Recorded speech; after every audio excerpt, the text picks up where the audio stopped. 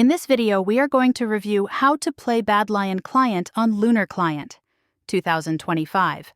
Full explained guide Andrei Sai Shmai install on Lunar. With the recent Badlion acquisition, Lunar Client is proud to introduce Badlion integration with the Lunar Client launcher. Now you can seamlessly switch between Badlion and Lunar Client, all within one unified launcher. This article covers how the process works and how you can launch Badlion Client via the Lunar Client launcher in just 2 simple steps. How to launch Badlion Client through the Lunar Client launcher checkout. Out this demonstration video or keep reading below. Step 1. Opt into Badlion services. Before you're able to launch Badlion from the Lunar Client launcher, you'll need to opt into Badlion services.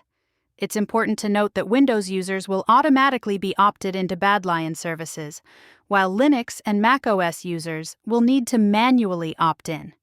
So if you're on Windows, you can skip this step and move on to the second step. Opting into Badlion services in Lunar Client's launcher settings. Opting into Badlion services in Lunar Client's launcher settings. Opting into Badlion services is extremely easy. All you need to do is open Lunar Client's launcher settings by pressing the bottom left cog icon at the bottom left.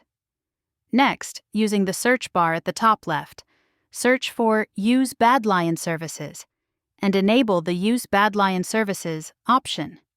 Step 2. Launch Badlion Client.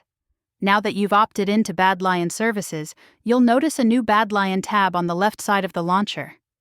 Clicking on the new Badlion tab will open a version selector, where you can choose the Minecraft version you wish to launch.